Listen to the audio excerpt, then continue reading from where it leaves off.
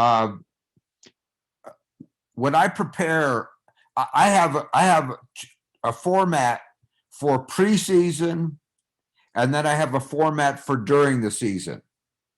And in the preseason, I do all the teaching. And what I try to do is sit down with all my coaches, and together we decide what skills that we need to teach. And we create a calendar, and we put down all of our practice times and teaching sessions. And so if we're practicing 2 times a week or 3 times a week, I understand that I need to tackle 2 times a week. So if we're practicing twice a week, I have to have room in my calendar at every practice for tackling only for form. If I'm practicing 3 times a week, I still need 2 periods of teaching tackling. And so I make this calendar like this with every single skill for every position that the coaches have. And we organize our practice like this so that we have practices that are set up so that they're teaching practices and team practices. Now, sometimes I could take teaching and team both and put them together, particularly if I'm practicing 3 times a week, because I think I need 2 dimes for team every week. But I know I need skills by position. I need these every day. Even if it's a short period, if I'm doing skills and team, then the periods will be shorter in length. And if I'm only doing team that day, then I could have more time for skills. And I make a template for my practices so that every day I know these periods. So all I have to do is fill in this template. And I hope everybody understands the translation and knows what a template is. It's a what do you think, Mohammed? Do I need to explain that, or do they know that?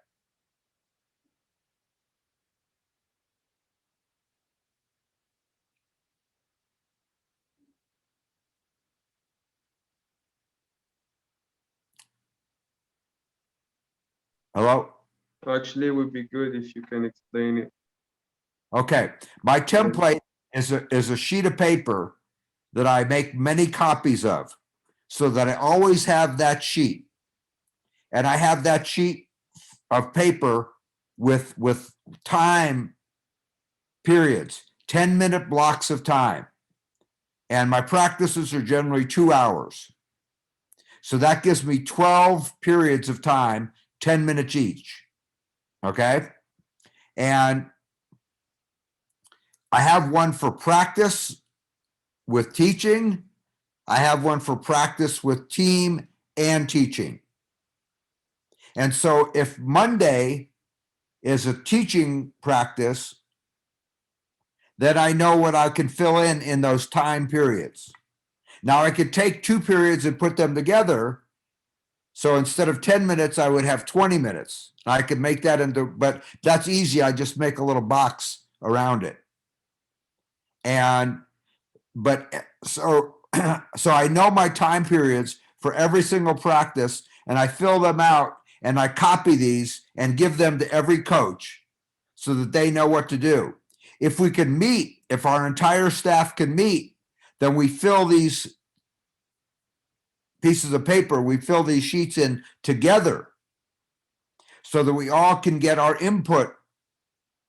So I don't hand the piece of paper to the coach and he said, well, you filled up my paper, but I really wanted to work on one-on-one defensive coverage. So I at least try to talk to them, or maybe we can even have a big meeting together so that everybody could have input and talk what they want before I fill out the template. And like I say, I have a template for 2 types of practices. So we decide we're going to have a team and teaching practice today. So that's sheet number 2. If it's only team practice, then it's sheet number 1. And all I have to do then is write in. I don't have to create something new and different for every single day. This saves so much time, and it gets it very easy for the head coach, who's the one that does this, to know what happens today. Okay, this is what I do when we're not doing a regular season. But when we're in the season, when we have a game over the weekend, then that becomes template number 3, which I haven't talked about yet. But I want to save that to see if anybody has any questions for practicing when you don't have games coming up right away. Does everybody understand? To ask me a question if you didn't understand anything I just talked about, please. It's okay for me. Actually, it was really clear. Say again, please. I'm sorry. I said that it was clear.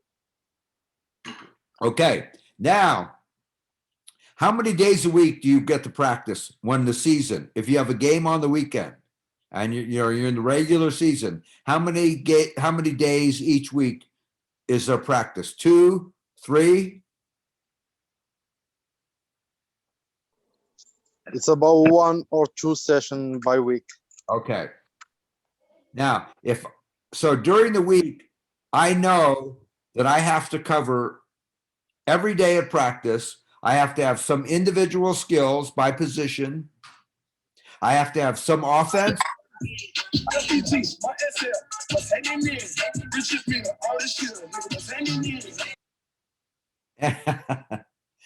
I have to have individual skills. I have to have some offense. I have to have some defense, and I have to have time for kicking teams, the kickoff, punt return. I have to do that. And so I have a template for that practice to make sure that every week before the game, we have a chance to cover skills by position, and then everything I need to do to be ready for that game. Because some days I get into offense and we're going, and then I look at my watch, and all of a sudden I don't have enough time to do the kicking properly. And we get to the game and we don't know what we're doing. Players don't know who goes in the lineup, and people make mistakes. I would like to point out to you the reason why organization like this is so important is that I hope you can understand this philosophy mentally, but in football, American football, most games are not won by one team. They are lost by a team because of mistakes. Physical mistakes, mental mistakes, players not going out on the field, having too many players on the field. So you have mental mistakes, and you have organizational mistakes. And these are the things that cost games. So a defense lines up, and the offense executes the play perfectly, and the running back runs through the hole, and there's a safety right there to make the tackle, but he misses. That's a mistake. If I'm an offensive lineman blocking, and we're going to pass the ball, and I close down to block, and the guy comes off the edge, and I should have had him by turning out, that's a mistake. Those are the things that make the difference in football games. And of course, it's always good to have better players and better coaching. But in the end, this is when two teams are fairly balanced, one team will lose the game because of mistakes to the other team. If you followed the New England Patriots and Tom Brady for over the years, this is how they win. This is what Tom Brady brought to Tampa Bay. That football games are lost by mental mistakes, physical mistakes, and organizational mistakes. And so when you schedule practice is like a rehearsal for the game. So it must be organized.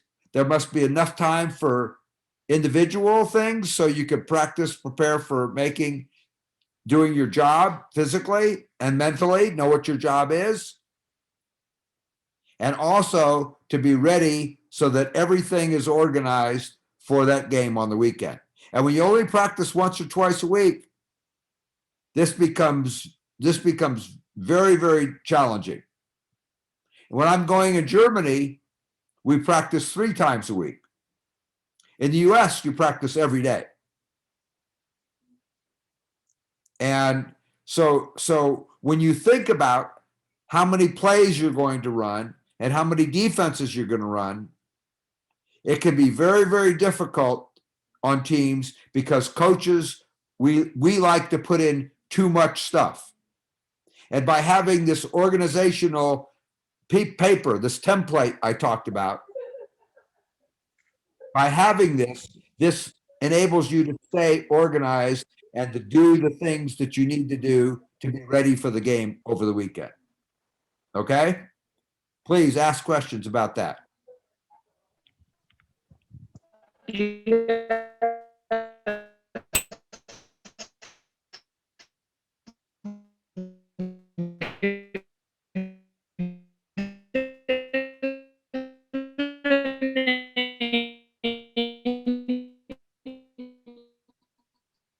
Does anybody have? You have connection Thank problem. you. Thank you for the effort that you're trying to do, like explaining the rules or the principal rules for this great game, American football. And by the way, this is Mehdi Errohi from Morocco. We're living in Tanja and we're trying to. Hello? Oh, Amir, I can hear you. Now do you hear me? Yes, I can hear you. Yes. Yeah, okay. So I just wanted to ask about what are the organizational mistakes that you talk about? You talk about organizational mistakes. What is it exactly? That was Okay. my question. Thank you. Okay. And 10 people go on the field instead of 11. Okay. You break the huddle. You have the team on the field, and there's only supposed to be 11 people on the field, and you break the huddle with 12. That's a penalty. Okay. That something happens in the game, and your players have never seen this before because you didn't practice it, or they're confused because you didn't practice it enough, and they don't know what to do. Because you probably put in too many things, and it was just too difficult, particularly if you don't practice but once or twice a week. These are the organizational things that coaches can control. So I'm going to Germany in 2 weeks to coach. I have less than a month before the season starts. They've been away with COVID and haven't been able to practice. And so I'm going to put in only a few things, 4, 5, 6 things. That's all on offense. And we will work on running those things very well. The goal is always to run them perfect, but that never happens. Okay. So we want to run them as best that we can. Once everybody can run all those 6 things, only then will I add one more thing. Then when we do 7, I'll add one more thing, but that's probably 1 week at a time to add one new thing each week, because I want the team to be organized and confident. I don't want them to be confused in their brain and not be able to, because when an athlete is confused, they can't go full speed. And that's why knowing what to do is more important than having lots of schemes, having lots of plays, having lots of things to do.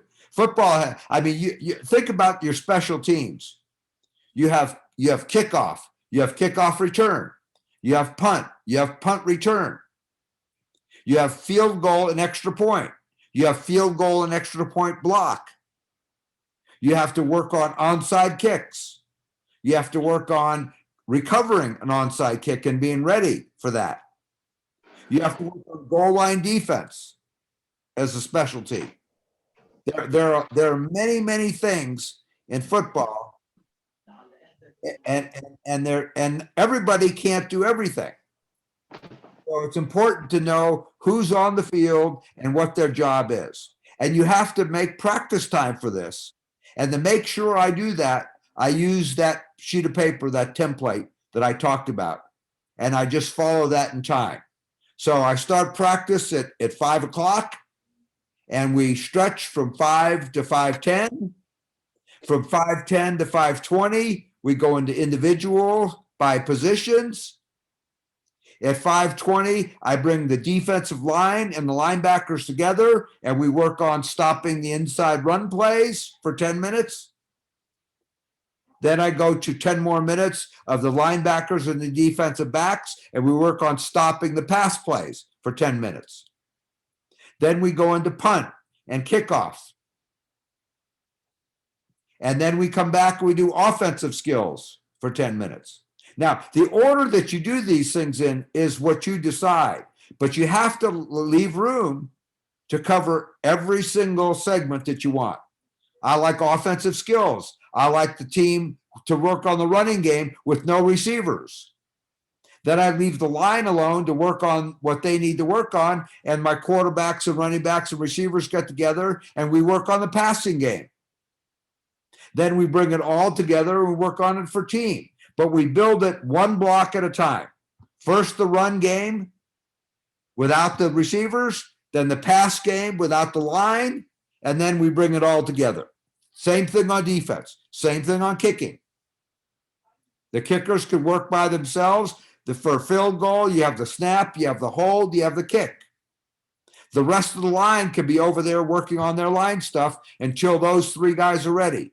You don't want to have practice where everybody is standing around waiting.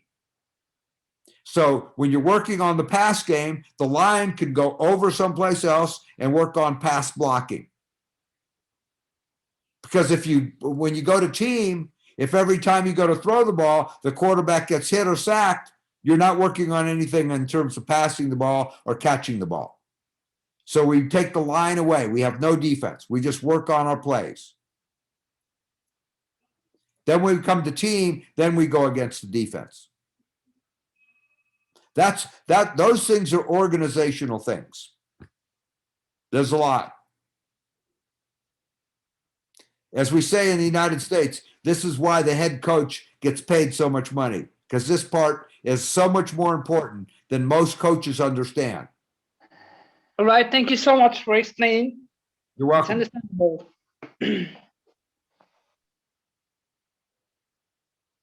Any other questions?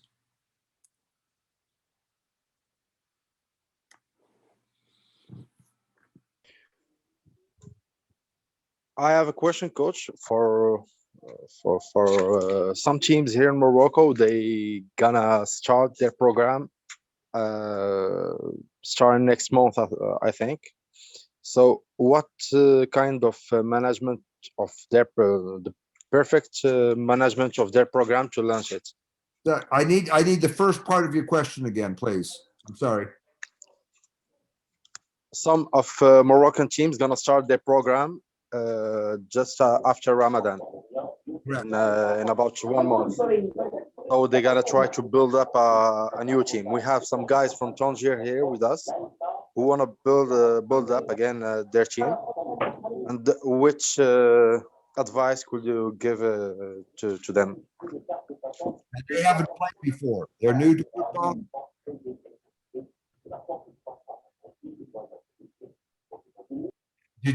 Have these guys played football before? Yes, but they gotta have some new people who didn't knew football before. Okay, you always have to.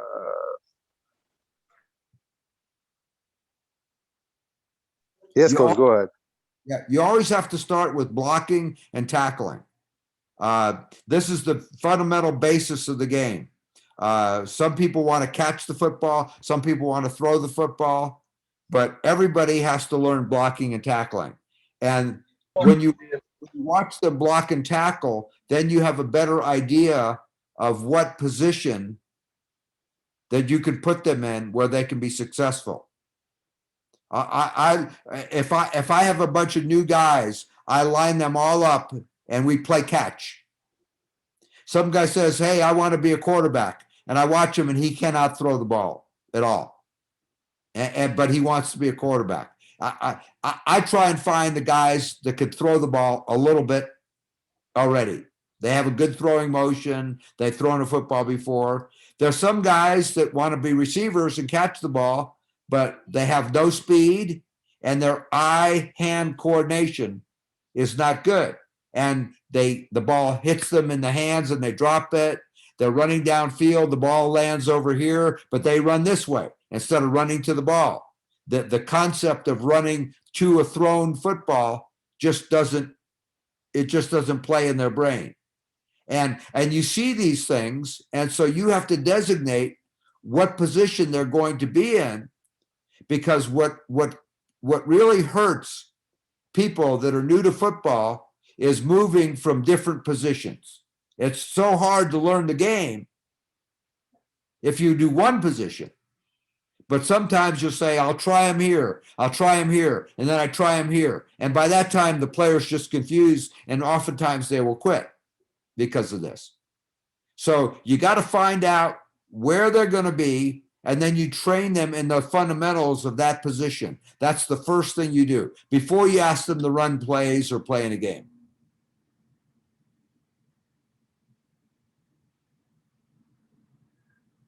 Okay?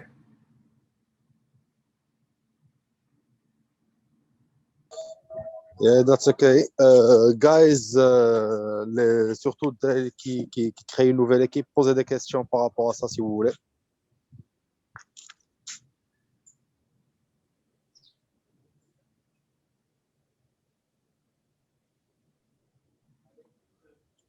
Asking to the guy if there's any question about building new teams. Hi again. I was just asking about, is there any can we find online online videos so that we can learn professionally how to play American football? Because we are the renewable team in Tangier, in the north of Morocco. So we're trying to be on the right path, step by step, from A to Y. So what can you do? What can you say for us? How we can start this? Thank you. You said for offensive line? Yes. Offensive line, the first thing they need to learn is they're usually bigger people, yes? And they need to learn footwork and balance with their knees bent. This is very difficult. If you look at a sport like European football, soccer, it doesn't require them to be in a bent knee position. Do you understand bent knee position? Explain more. They're not standing up straight. They have their knees bent. They're lower to the ground. Yeah. Now I understand you. This is very, very important in football, because the higher you are, the easier you are to knock over. All right. And the lower you are, the more you've lowered your center of gravity. And so football players that are good, particularly people in the line, have to learn to move and balance in a bent knee position. Bad knee position. They have to learn to use their hands. That's number one. Number two, they have to learn to use their hands without grabbing, because that's called holding.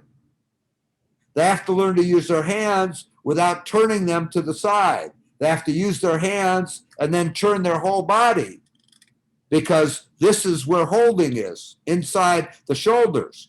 So if you do block this way, that's holding. But if you turn your whole body, that's not holding. So, and to learn to use their hands, their open hands, in a bent knee position, this is very, very difficult. I do a drill with them where they walk around like ducks with their hands out, and we call it race cars. And they push each other around. the defender lets himself be pushed. He doesn't resist, but he doesn't just flop on the ground either. And so we push each other around the field in this bent knee position, getting used to blocking a person. You see, that this is very important skill for these guys before they ever have full contact hitting each other. Remember, Okay. once you start full contact, everything you taught becomes much harder to do because everybody wants to protect themselves. Nobody wants to get hurt. No one wants to get hit hard. No one wants to get knocked off their feet, but it happens all the time in football. And so if you're teaching a person to block or tackle or do any fundamental, and you're going full speed to hit each other, they don't pay attention to the fundamentals anymore. They try and protect their body and not get knocked down. You see? So we always teach fundamentals with no contact or very, very light contact, so that the player isn't worried about the contact. He can work on the fundamentals of his footwork and his handwork. Then, once you have all that, then you begin to teach more precise assignments, like a down block, like a double team, like a chip block up to a linebacker. Those are all things that they can't do until they know how to move their feet and balance in a bent knee position using their hands properly. Okay? Okay. That's understandable. Yeah, this is something I see all the time when I do clinics, particularly for in the United States, even too, with younger players, 8, 9, 10, 11 years old. The coaches want to run plays and the players can't do their job yet. And it looks like a mess, you know? It doesn't look like football because the players don't know what they're doing and they're afraid to get hit and knocked down, because the coach hasn't spent the proper time teaching the basic fundamentals before they start to hit each other. And the coaches always say, but I got to find out who can hit. But really, your job is to teach the fundamentals and get them confidence that they can stand and do things. Then it's easier to get used to the physical contact of the game. That's very important. That's right.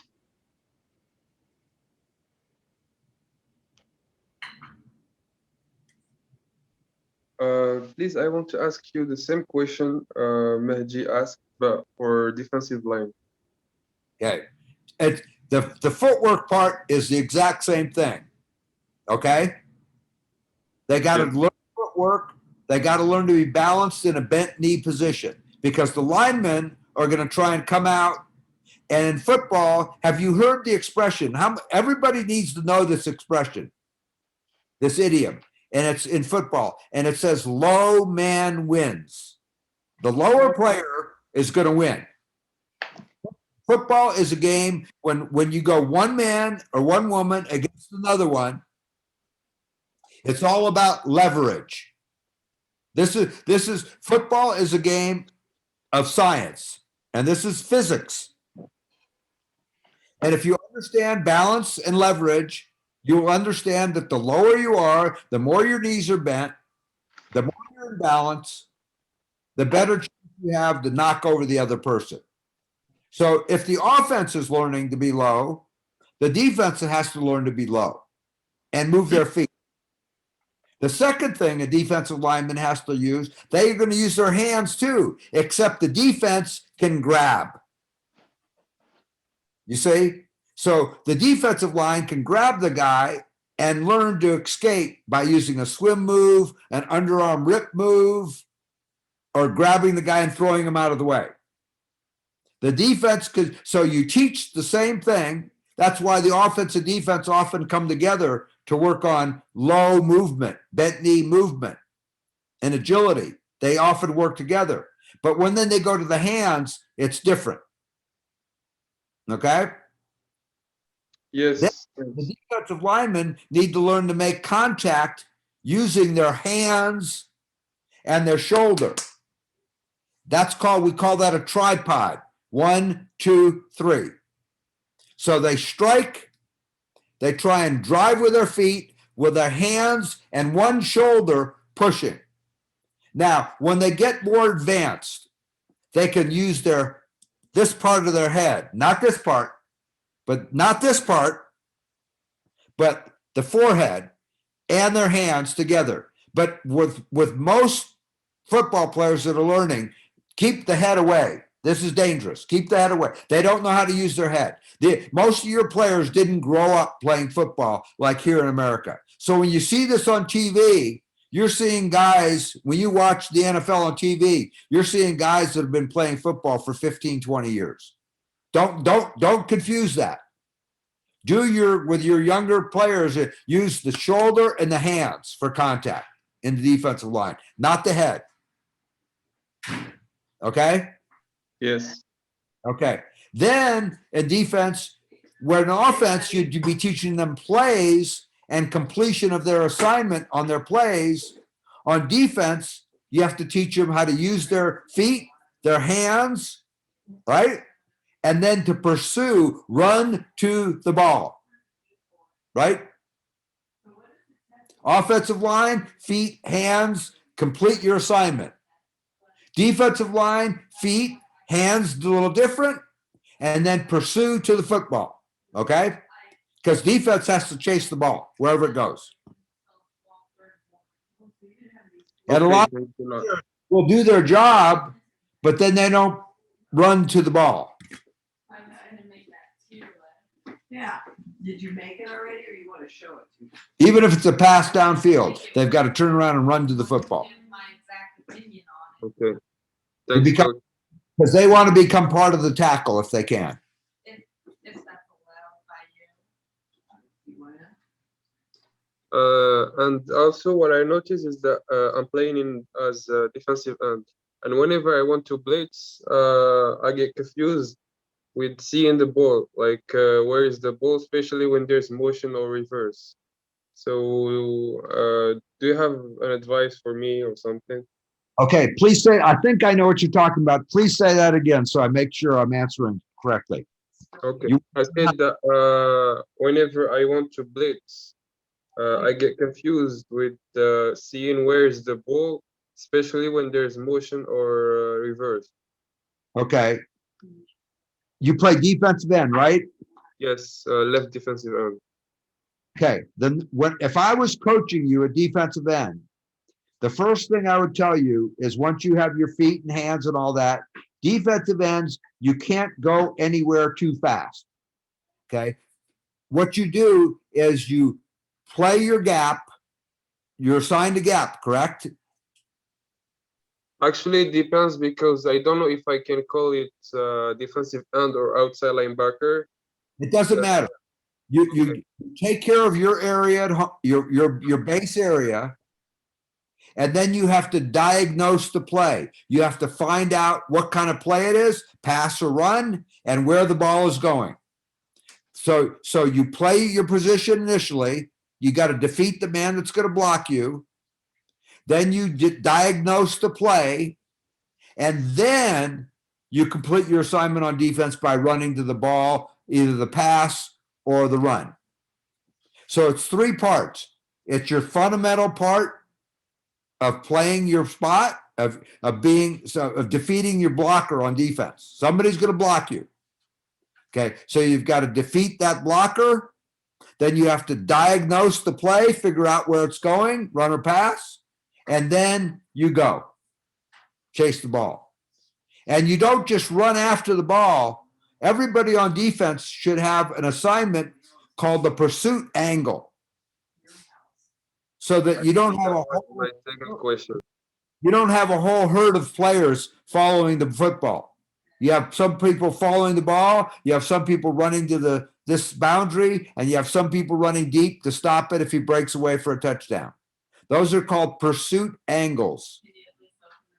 So defense, defeat your man, diagnose the play, do your job in your pursuit angle, figure out where the play's going and get there. Okay, so to conclude, I have first to know which game it is, like run or pass. Then I have to defeat the man. First, you have to defeat the man that's Okay. trying to block you. Uh-huh. Then you've got it. Then you got to figure out if it's run or pass. Okay. And then where's the ball going? Now, And for example, yeah, go ahead. Sorry. yeah, okay. If they're running this way, if they're taking, so you can see me, if they're running this way, right? And you're over here, and they reverse it and come back this way, but you already took off. Uh-huh. That's a mistake. First, you have to stay. We say stay at home. Stay in your spot until you know where the ball's going. So if the ball went over here, and then he handed it to someone else and came back to you, you didn't know where the ball was going. You went too fast. You understand? Yes, I have to say a little bit. Okay. This And for comes- example, after, yeah, go ahead. If this comes with experience in playing Okay. and watching, this is why watching film is so important.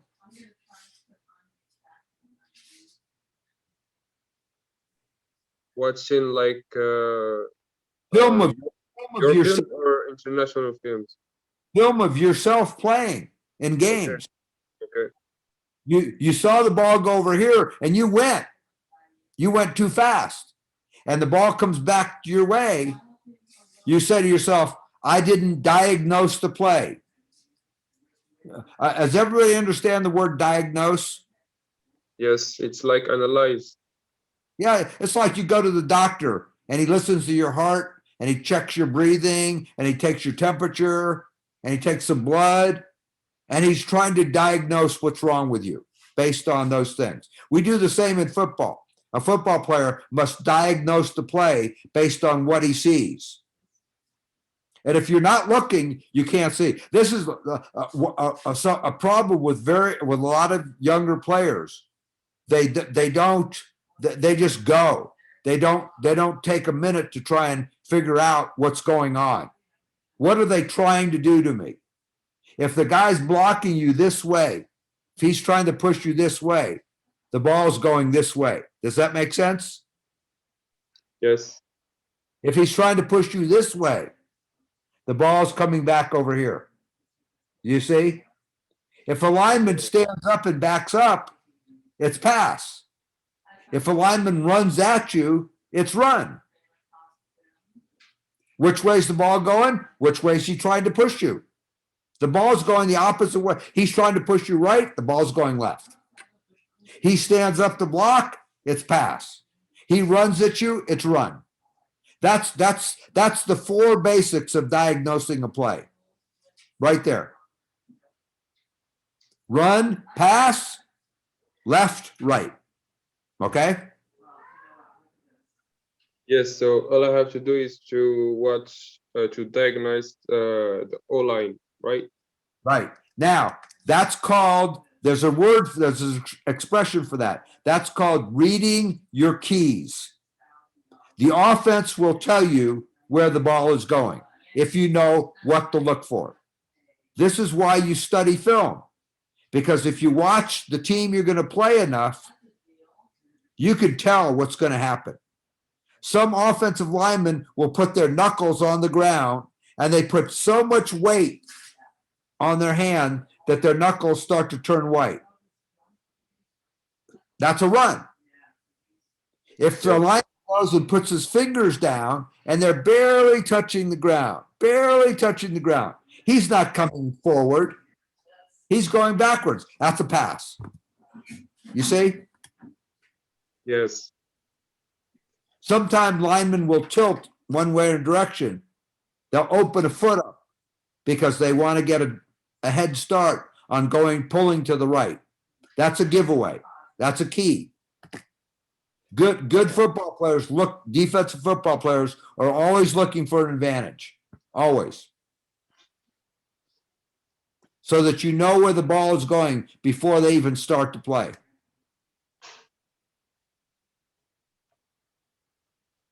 Okay, thanks a lot, Coach.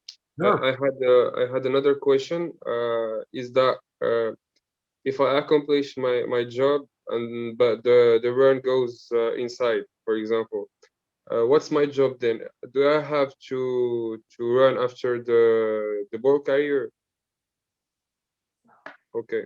Once you complete your job, everybody goes after the ball carrier, but they must stay in their lane. It's like if you've been to a track meet, right? It's just not 10 guys running to the finish line, right? Everybody has their lane. Okay? It's the same with pursuit to the ball in football. Everybody has their lane where they're going so that we all don't end up in the same place until the tackle. Okay. Okay. I got your point. Thanks. I mean, just make a drawing of all the defenders and then make a red X over here. And the path of the safety way over here to the ball is this way. The path of the defensive end over here is this way. You see, it's not everybody going in the same direction at the same time. There are definite pursuit lanes. Okay. But yes, you diagnose the play, you see that it's run, you get rid of your blocker, and then you go make the tackle. Okay.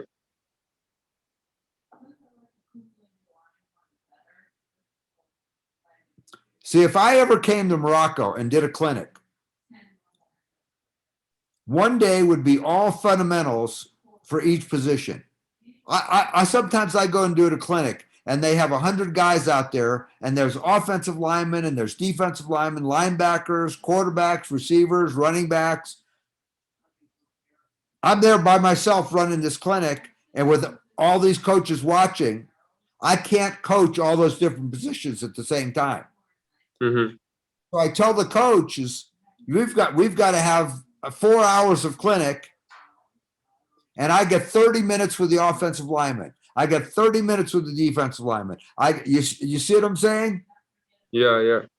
Okay. Then the next day we'll come back, and then I'll try and put it all together so they could see what it should look like. They can't do any of this stuff yet. They can't. But at least they could see what it looks like when they're lined up properly and what a play, I put in a couple plays and what they look like when they're done correctly. And then from that, they can look at their other things that they're taught to practice and go, okay, this is how it should look. It should look organized this way. Like I was talking about to the other lady who was asking me about organization. Once you see it on your own field with your own players, and once they see what it looks like when it's done right, just a few plays, doesn't have to be a lot, just a few things, then it makes it easier to try and imitate that with other things. Okay? Yes. Yes. The biggest mistake almost all coaches make, same here in the USA, is they try to do too much stuff. They try and teach too much. And the result is you don't know nothing. You know nothing.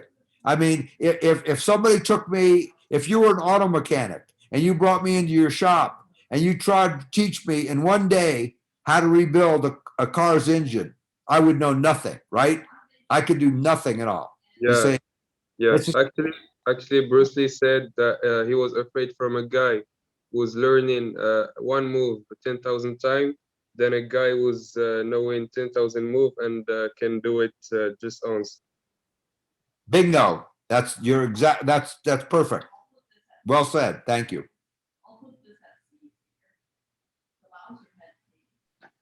Please, I do have another question, please, Coach. Okay. What kind of workshops that we have to take or we must take to understand the rules, the fundamental rules of this game? You know, are you using which rules are you using? Are you using college or pro or high school? National, we say National Federation. That's high school rules. The NCAA has college rules. The NFL has pro rules. Which rules are you using? We're using the national rules. It's a national federation, I think. Okay. That's almost a whole clinic into itself. For example, in the United States, the referees here, just to become a referee for beginners football, they will probably have to go to clinics for 5 days minimum to learn the rules of the game. And they will have to take a test. Coaches don't have to do that, although I think they should. I mean, I look at the rule book all the time. It's very important to know. Stop. The worst thing you could do is teach your athletes something that's wrong. Okay. Because then, if they've been doing it wrong for long enough, that becomes the habit. And now you've got to break the old habit before you can teach the new one. So coaches, as part of their training, should all learn the rules so that everybody's teaching the same thing.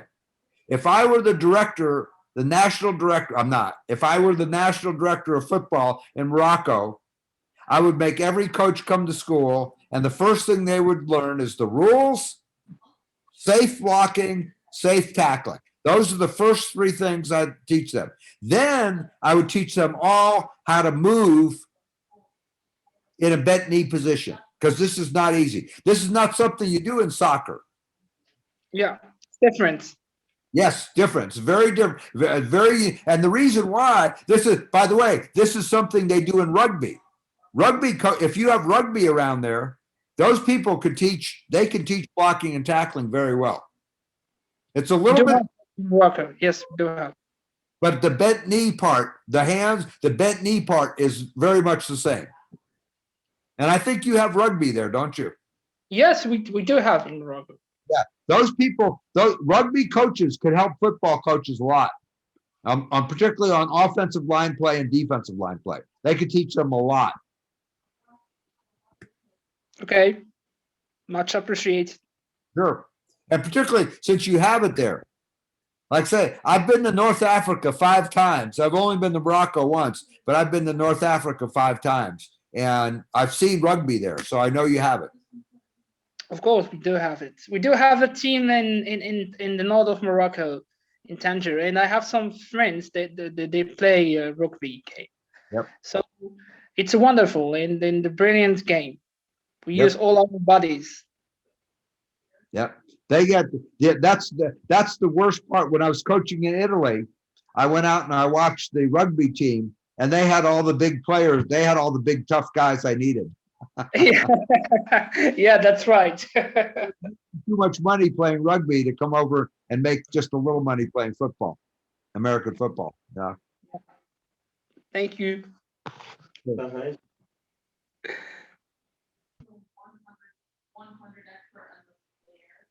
Coach, hello. My name is Yusuf. I'm part of the union, and just to follow up your answer, we programming to teach those things in the next month.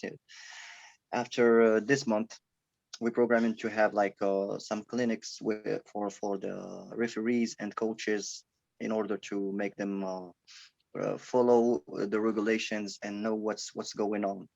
So when they can like either like when they assist the match or something, they can like know what they're doing, and they're gonna be with certification and It's if Mohammed, do you help?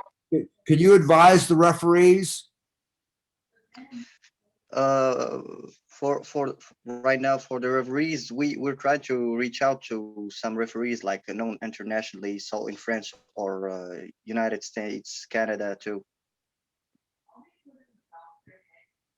I have a friend. I will give you his Facebook contact. He goes to Japan and Europe a lot and does clinics. He's one of the head guys for all of the biggest colleges for football, and he travels a lot teaching referees. And maybe you can reach out to him. But one of the things that happens in Europe and Japan both that's very bad is referees, because football there is growing. They're learning football. It's not the NFL. It's not major college. It's and the referees come and they're too strict. They enforce rules instead of teaching the rules. They punish with the rules. And this is very discouraging to people learning football. And I think it's very important that the federation, the referees for the federation, understand that they are part of the teaching process of football. They're not there to punish everybody when games, because nobody likes to play in a game when there's a penalty every single play. And even in the NFL, there could be a penalty every single play. That's just the nature of football. Yeah. And the referees should only be calling the ones that are dangerous, that can cause injuries, and the ones that can change the game. The rest of them, they should be instructing the players. Instead of throwing the yellow towel, they should be talking to the players and teaching them. This is very important. Yeah. That's gonna be installed in our program, so we can like teach players to play safe, and also to have referees like to direct the games as fairly as possible. So that's what we're trying to do. You know, they call the referees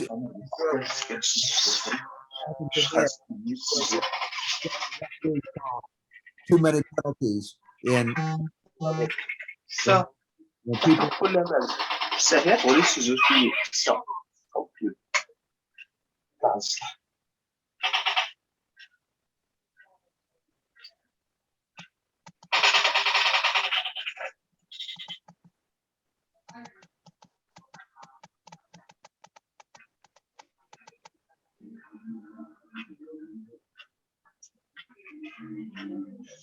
I have a question, Coach. Do you have any advice for me? I have a problem catching those physical passes, those 50-50 balls. And it's not because I can't get my eyes on the ball, it's because I'm too scared of the person next to me. So is there any kind of drill exercise that I can do to get rid of that fear? Yeah. When you this should happen every day at practice. Okay? You don't want a pad. You just stand there. You turn around like you could have your back, and then you turn to the quarterback. You catch the ball, and the coach hits you a pad, like a blocking pad. You know, you have blocking, right? You catch the ball. As soon as you get your hands, whacks you, not real hard, but just whacks you with the pad. You see what I mean? Yes, sir. Okay.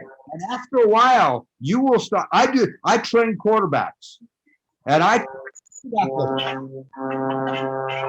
the pad and I'll hit them in the face with it. They're wearing a helmet, right? Throw the ball, hit him in the face with the pad. Throw the ball, throw. You know what I mean? Safely, not hard. Sorry, coach, we can't hear you because someone is activating the Not of interference, so I can't hear very well. I'm sorry. mic. Please, It's okay right now. please You say can again. continue because we weren't hearing you very clear because someone was activating his mic. Okay. Yes. Thank you. What I'm saying is, every time you catch the ball, someone needs to hit you with a pad. Not hard, just very lightly. And catch, hit, catch, hit, catch, hit. You need to. I try and do that to my receivers. Now, we go out special just with receivers to do this drill, and I will make sure that they do this 100 times before practice every day. After a while, you don't even know you're going to get hit. You see what I mean? You just ignore it. You just get used to it. Sometimes they'll hit you from the front, sometimes from behind, sometimes left, sometimes right. You see what I mean? You catch it, you tuck the ball. Catch it, you tuck the ball. You learn to ignore the bag, the foam bag hitting you. You see what I mean? A pillow would work. It doesn't have to be anything hard. Catch, hit, catch, hit. My receivers will go home with a tennis ball, okay? And I throw it against the wall and I have them catch it. It's very important in football that you learn to catch with just your fingertips, right? Not the palm of your hand, but catch it with your fingertips. So you throw the ball, you catch it with one hand or two hands. It's hard with two hands. The tennis ball up against the wall, catch the tennis ball. Then I have somebody take a pillow like this. See? Catch it, bam. Catch it, bam. Catch it, bam. See what I mean? And after Yes, that would be great. a while, you just get used to it. It doesn't bother you anymore. And like I say, my receivers come to practice early.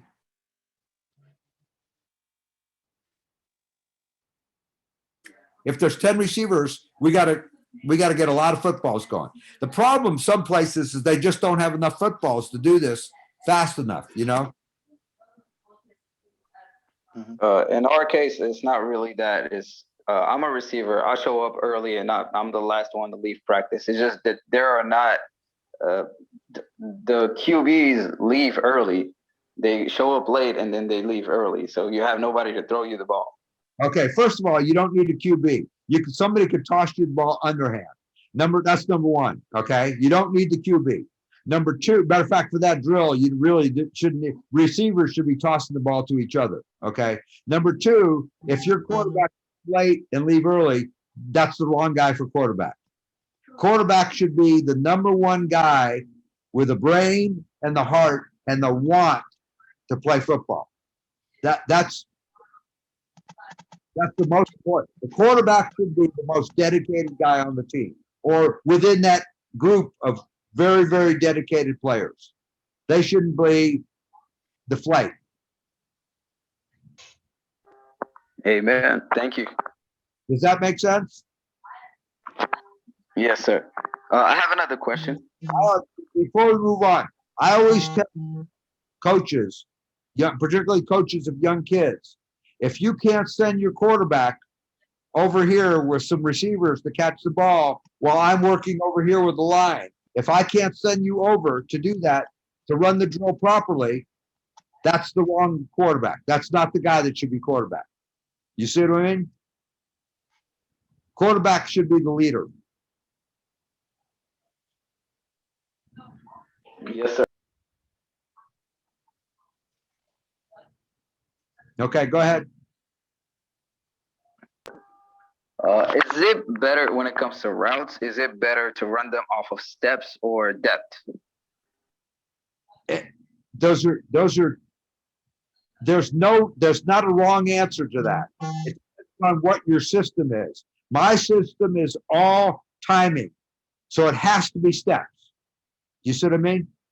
If I say run a 5-yard out, a very tall guy could do it in 2 steps. A short guy's got to do 3 steps. It's different time. The quarterback's standing there waiting. The steps of the receiver should match the steps of the quarterback in my system.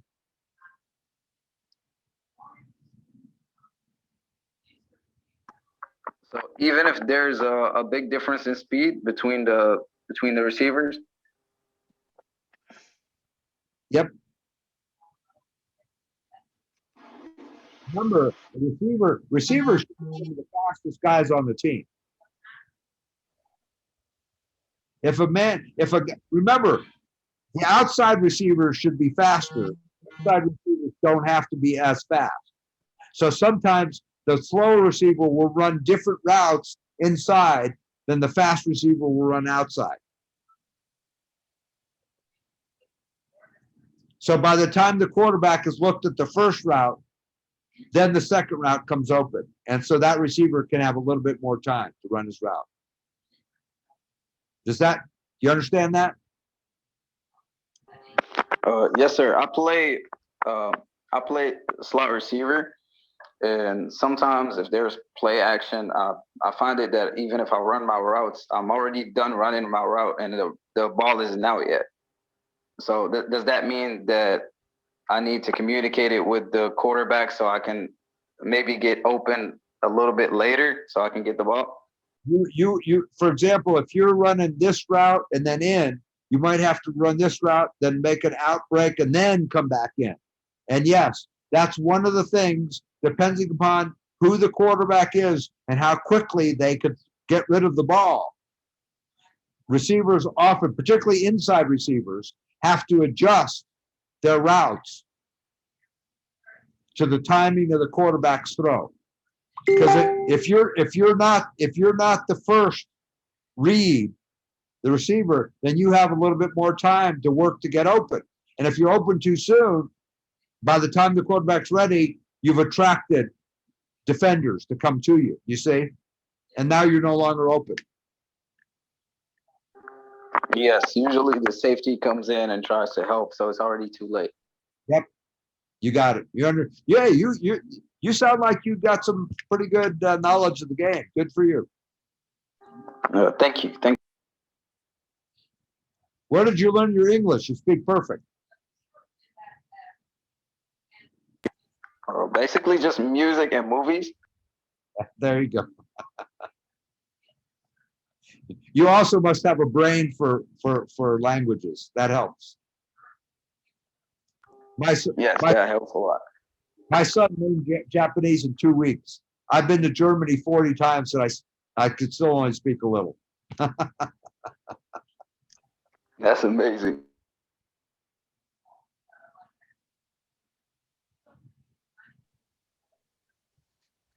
Coach, I have a question.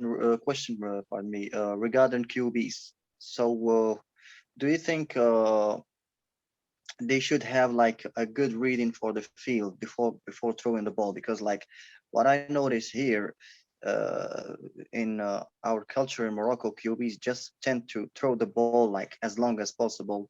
They don't like count on short routes or like and as a part of this QB culture, I try to learn what is the best like to perform as a QB and to excel at this position. Okay, let me start off. You've discovered already something very important in football about quarterbacks that don't understand the game. Quarterbacks that don't know what they're doing, we say huck it. That means they just wing it. They just toss it deep. That's a common mistake of a quarterback that doesn't know what they're doing. Okay, that's why they do it. It's, hey, I throw it deep, we catch it for a touchdown, it falls incomplete, big deal, right? It's you know, a quarterback should know, like I was saying earlier, the quarterback should be one of the most dedicated guys on the field, and he should know the plays better than everybody. I played quarterback. I knew everybody's position.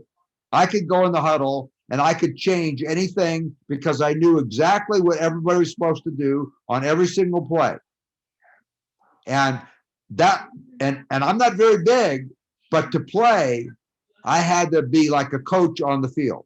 That's the best quarterbacks know everything about what everybody's doing. And their offensive line and how much time they generally can get from their offensive line. So if it's a weak offensive line, which I'm going to have in Germany, the quarterback gets one look and runs, not throws it deep. Gets one look at that receiver, runs. As we get better in the line, he'll look, then look again, and then run if there's nothing there. I don't think that my team in Germany is going to get to the point where we can make 3 reads like they would what you see on TV. That like a read, and a check down route that you'd see if you're watching television. That's very, very advanced. So maybe the coach is giving the quarterback too much to see, and the quarterback can't do it. Maybe the quarterback isn't studying and learning his stuff. Like I say, the number one mistake I see around the world in football is the coaches give the players too much and they can't process it. Mm-hmm. Okay. So, but if the quarterback is just getting frustrated and throwing it deep every time, he doesn't know what he's doing. or the coach is teaching them wrong? Same goes for me. Thank you, coach. Because like I told you last time when I asked about a question, I'm a coach also in my team as I try to teach the players what they can do, is like for the wide receiver, the stance, the perfect stance, teach them how to create some separation, like defensive ends or like cornerbacks, teach them how to read players, like offensive or running run plays or like pass plays. For my lineman O-line, I'll try to teach them like how to create a good to buy me some time, as if I may say, like to get like to ride a like to reorientate the pocket, if I may say, and try to scramble from there and try to read the play if I have like to run or to pass the play if I have like a quick route or a long route. That's what I'm trying to teach them also. Like we have a rule, we call it the 4-second rule in my all lines. Take it down to 3. Yeah, Take with it- the time I'll try to take it to 3. Yeah. Take it down to 3 seconds. I'm telling you, take it down to 3 seconds. You'll get a lot more passes off, because if that 3 second is gone, you should be running the ball. Yes. This is something I'm going to have to do. I am going to institute in my new team when I get to Germany. We're going to operate on the 3-second rule. My good teams, we're on 3.5 to 4 seconds, depending upon how strong my line is, okay, and how strong the defensive rush is. But when I'm on to a new team and I don't have confidence in the line, 3 seconds, 4 seconds is very, very, very difficult. Okay, and then the 3-second rule. But then as quarterback, you could buy time yourself by scrambling. You stay Scramble, yeah. But you should be in the pocket no more than 3 seconds. No Yes. more. For the main time, sorry. I call that a look. That's 3 seconds. By the time you get the ball, make your 3-step drop. I assume you're doing shotgun, right? Yeah. Okay. You get the snap. You take 3 steps. Yeah. You look, you're gone. If you Yes. haven't run the ball yet, too late. Yeah. So in this stance, like in the shotgun, I try to check if there's nothing going on inside the field. I try to teach my O-lines to create like a gap. It's like a running game. So they create a gap in the middle, so I can like slip between between the center or the offensive line. If not, I try to scramble in the right, so because I throw with my right hand and try to check from there. I'm also trying to work on my off balance throws. So do you have any advice for that? Yeah, it depends about who my receivers are.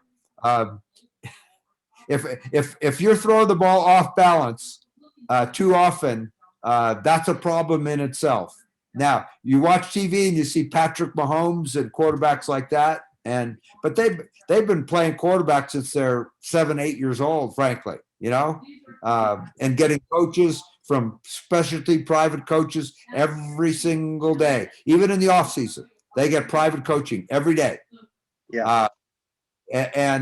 So I would like you not to have to throw the ball off balance, but if the receiver's wide open, you just have to do things. We put a big pad on the ground, okay? Mm-hmm. A big pad they use from gymnastics. And I pull that on the field, and my quarterbacks run, and they're falling down. They throw the ball, and they land on the pad, because I don't want them getting hurt landing on the ground, because anything can happen. And whatever you practice to the right, you got to practice going to the left. You got to. Yes. Thank you. I would put it at S+ tier for the name alone. Coach, speaking about what Yusuf said, part of the QB culture over here is that most QBs keep the ball too long, and they have this safety net, which is usually their favorite receiver that they throw to, usually in the touchdown zone because it's too late. How can we change that? How can we communicate to each other that maybe there's a receiver that's out in 2 seconds. You have to look at him first instead of waiting too long. Okay. First of all, they're probably not teaching the quarterback something called pre-read the play. P-R-E. In other words, read it before the ball snaps. You could see if somebody's playing 10 yards off, if somebody's also in bump and run. You could check for blitzes. So you come up to the line of scrimmage and the quarterback pre-reads the defense. And they can see what they think is going to happen. Then you get that 3-second time. And I stand behind the quarterback. Does everybody know what an air horn is? You push a button and it goes, ha, right? See what I mean? I stand behind the quarterback, and if it hits 3 seconds and he hasn't thrown the ball or run the ball, I squeeze the air horn in his ear. Just to get that time going. That look, go. Look, go. If there's a blitz, look, go. You see? We have some patterns also where the quarterback catches and throws. Catch, throw, catch, throw. If you catch it, catch the snap, and you can't throw it to that guy right away, run. You see what I mean? You literally Oh, can't, yes, sir. you can't be sacked on those plays if you're in shotgun. You see? Yeah, it keeps, even the quarterback is going to stay safe if he actually goes with the first read. Like if the slant is open first, he has to pass the ball instead of keeping it to wait for the 9. Let's just say, here's something you might want to try. I call a pass to the right. Okay. Well, let's say you understand 3 by 1, right? I have 3 receivers here and 1 receiver over here. You see what I mean? If this receiver over here has a defensive back 10 yards off of him,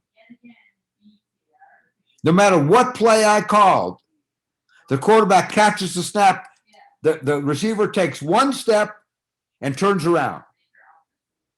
That's it. He takes 1 step and turns around. The quarterback catches the ball, throws it to that guy. And we go, that's the play. No matter what we called, no matter what those 3 guys are doing.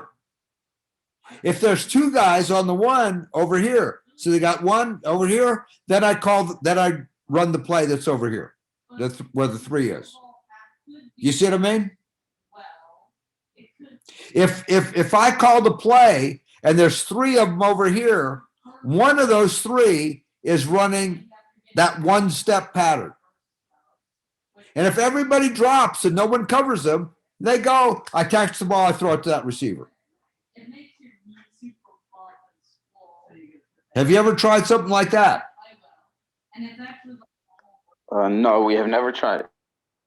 That way the quarterback knows that why throw it downfield? Now, if it's 3 by 1 and there's a defender right on this guy, then it turns into a 9 pattern, a fly, a go, whatever you call it.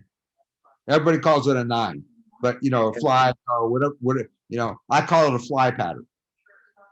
If you use numbering, it's always a 9.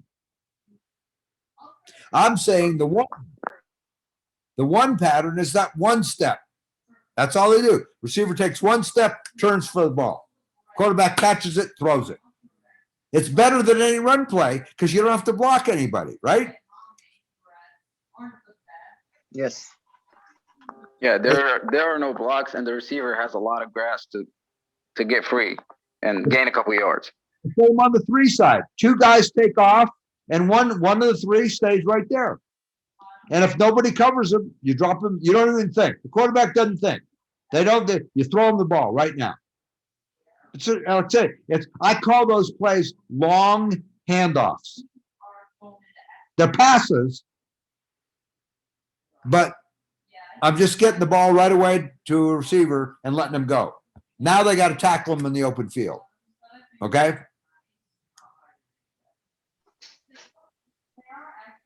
Yes, coach. Understood. Yes. How we doing? most- I got about 20 more minutes. Yeah, thank you, Coach.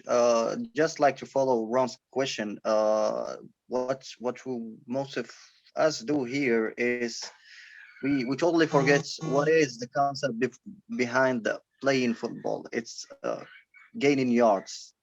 So right now, it's returning to a Hail Mary plays always, like throw the ball, may the best wide receiver or best one catch it. So the thing is like we forget to teach like the keys of being a good wide receiver or a good QB, like the stance, like I said, the separation, the mechanic behind the separation, and the read, the communication between the QB and the wide receivers, all that. So we tend to forget all those basic things and try to play football like we already like we know football since the beginning. So that's a huge mistake we do. Yeah, that's lazy coaching. But let me give you something to remember about the game of football. Okay, you have 3 plays, and then 4th down, you got to kick or not, right? Yeah. Now, if I throw the short route, that 1-step route, I run the ball. If that's what the defense is doing, I could do it. Do you know in football, if you get 3.4 yards per play, and you get that every play, you win every game you ever play. Normally, yeah. Now think about it. 3.4, 3.4, 3.4, right? That's Yeah. 10, that's 10.2 first down. Move the sticks, right? Yeah. That's what too many people forget about the game of football. And I'm not saying don't throw it deep to your good guy. That works too. But if after a while, aren't they going to cover that guy with 2 guys?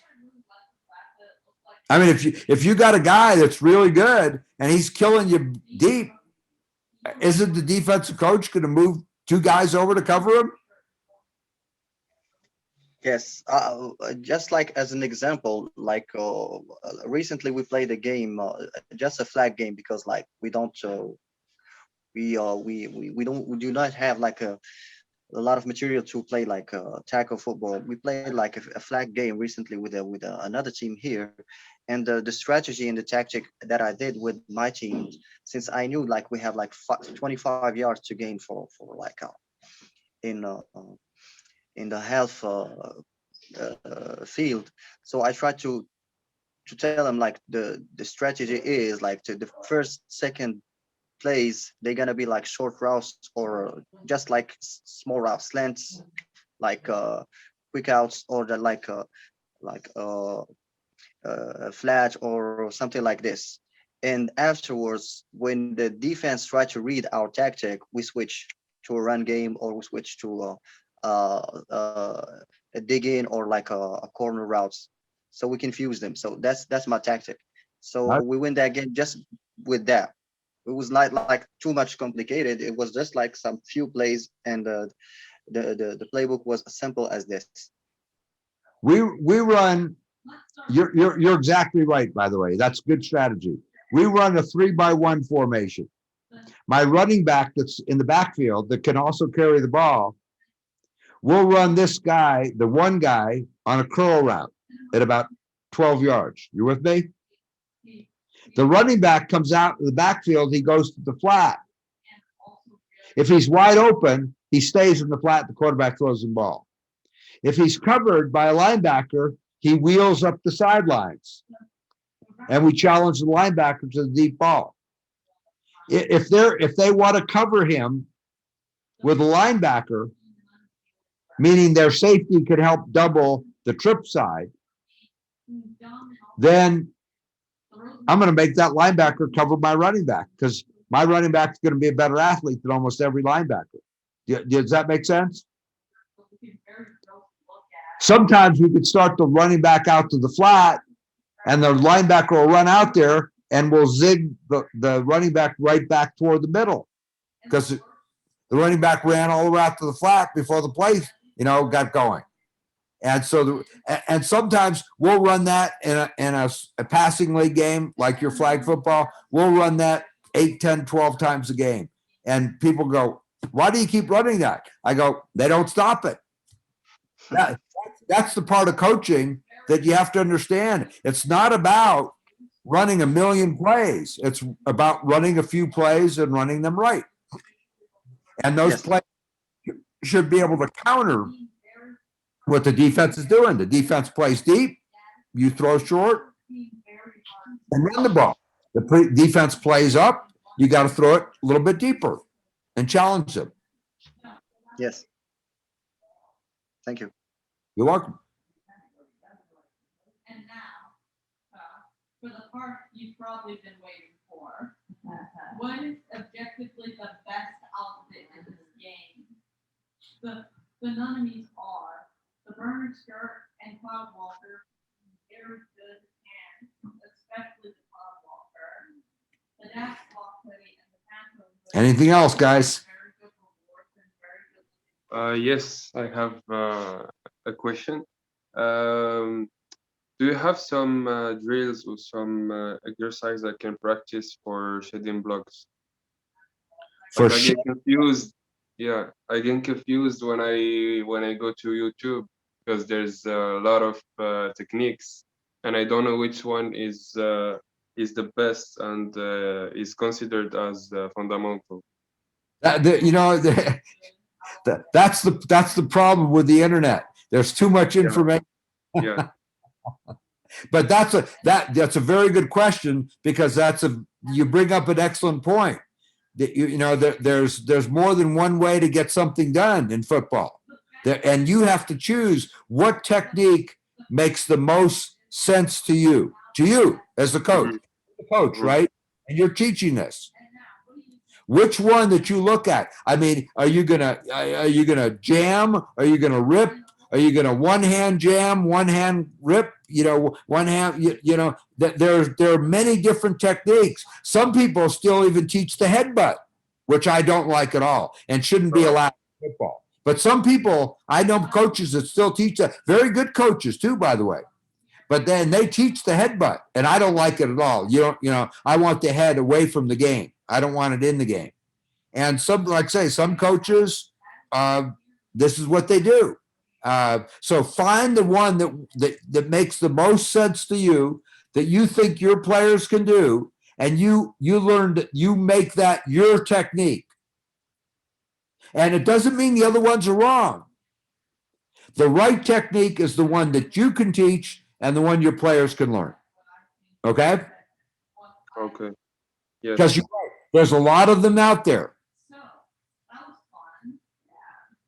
And even if I'm learning a proper technique that suits me, I have some difficulties against the tackle, the right tackle, sorry. They turns like their sternum to me, then I can't really play with my hands to get rid of the block. Yes. A long time ago, this is back when the USA was much tougher than we are today. We had a lot of very, very tough people, particularly after World War II, but I had an old coach who I asked him a very similar question, the one that you just asked me, and he said, if the linebacker knocks down the tackle, he doesn't have to worry about anything. That's easy. Okay. But again, you have to learn what's called a RIP, R-I-P, a RIP technique. Yes. Okay. That's where if the tackle's trying to kick you out, and you're on the right side, you have to get your right arm underneath his pads across his shoulder. Do you see what I mean? Yes. Yes. That's the rip. It's an underarm rip. Okay. It's like an boxing, only you don't bring it up so far. But you get that arm underneath across his body, and he cannot shove you back to the right. Okay. If he's trying to come and knock you back inside to the left, then you've got to rip him with your left arm. You see what I mean? Uh-huh. If you're not sure, if he comes straight at you, there's a technique called shiver, like when you're cold and you shiver, they call it SHIVER. And that's when you take two hands and you step up and you jam him as hard as you can. And oftentimes the shiver, a lot of guys will use their forehead. And again, this is getting real chancy in football, particularly with guys that aren't very experienced. Okay. Yes. Yes. So I like the rip techniques better. I don't like the shiver. But I have some players. I've got a linebacker that's playing for the New York Giants right now named Blake Martinez, and he's the leading tackler in all of the NFL. And he uses shiver really good. But he's a stud. I mean, he's big, he's strong, he works out every day. You know, most players aren't like him. He's fast, he's smart. He went to Stanford University, one of our best universities in the country. Big time football. He's played for Bay, and now he plays for the New York Giants. He can shiver, but he doesn't like it. I was the first coach that ever showed him how to rip, and he likes that. But he says, Coach, sometimes that guy comes to me, I have no choice. I got to kick his ass and knock him backwards. That's what a shiver's good for. Linebackers don't use their hands like defensive linemen. Remember earlier I was talking about defensive linemen using their hands? That slows the linebacker down. You don't want to do that. You want to rip and get there, rip and get there, rip and get there. Okay, I will try to practice it. Okay, and remember, you're going to use the man comes at you if he wants to knock you in. If you're the right linebacker, right? You're on the right side. I'm on the left side. You're on the defensive left side? Yeah. Okay. As you're facing the center, you're on the left side. So if the tackle comes at you, if the play's going outside, you need to rip with your right arm. If the play's going inside, you need to rip with your left arm. Okay. Okay? So I have to engage first. No. Not if you know where the ball's going. Don't engage. Okay. Slow you down. If you Okay. know where the ball's going, okay? Remember, you're going to be faster than that offensive lineman, right? Mm-hmm. Use your speed. Speed kills. If you have to tie up and engage that lineman, you've reduced your speed to his speed. Does that make sense? Yes. Okay. Now, the other guy was asking That's me right. defensive line. That defensive line is completely different now. That's different. Very different. The defensive lineman has to tie the guy up with his hands and control him. Linebacker's got to read and get there. Okay. Thanks a lot, Coach. Sure. Well, guys, any other question? Speaking of speed, Coach, most of the cornerbacks or the DBs in general here don't really have good fundamentals. They don't really master the basics. So speaking of speed, usually as a receiver, I just use speed to get off. Is there a way I can work on my skills without having to engage with different people from different countries? Because what we see here is you can beat it with speed easily. Well, almost all my wide receivers and defensive backs work with track coaches. All of them. They can't, in my level of football, they cannot compete if they don't have a track background and know how to run. You see what I mean? You already know that because you run faster than they do. Two things that I would recommend. Number one, even if you don't see it, work on a guy in front of you where you have to push and swim, or you have to work on techniques to get away from a man in press. You see what I'm saying?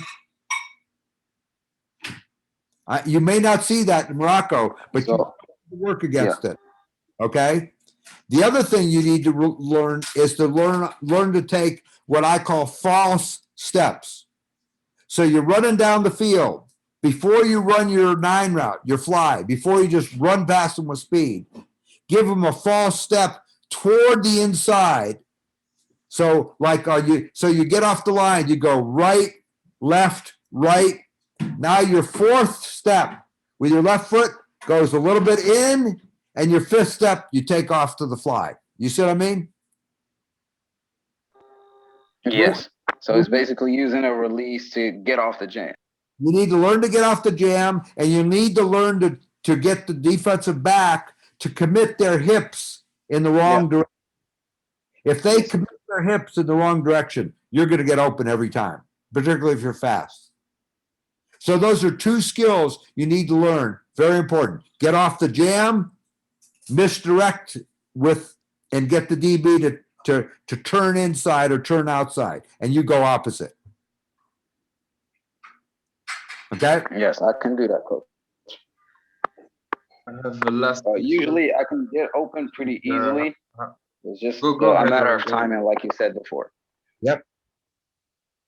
I tell you, if they're going to throw the 9 route, the quarterback should catch it, take one step, and throw it deep. The longer the ball is in the air, the more advantage the defense has, because they can rally to the ball, right? Yes. So the quicker the quarterback throws it, the more chance it'll be one-on-one only.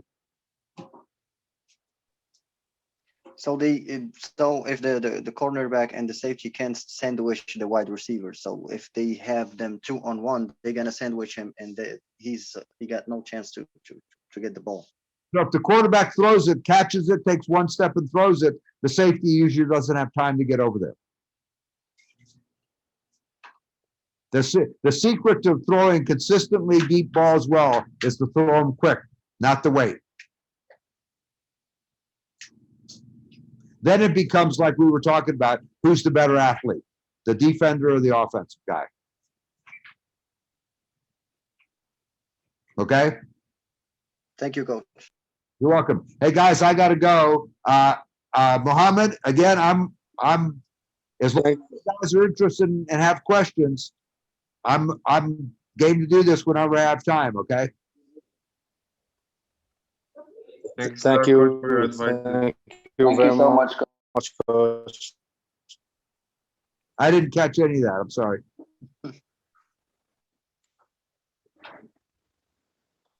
I think he has a connection problem. He said thank you so much. Thank you so much for advices and for your time. Okay. It was really good.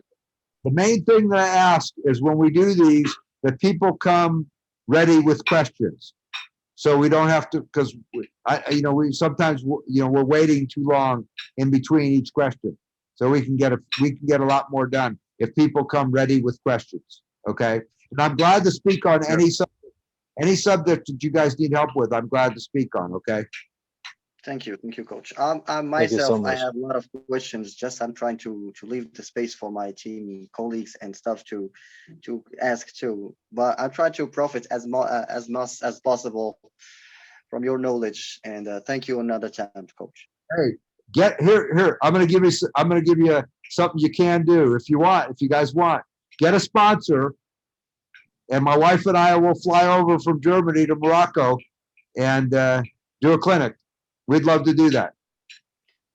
Certainly, Coach. We're planning to do so. Like I told you, we're trying to program something in the next months, so we can be prepared for the future's games and future Moroccan future participation in the international or region games. So that's what we're planning to do.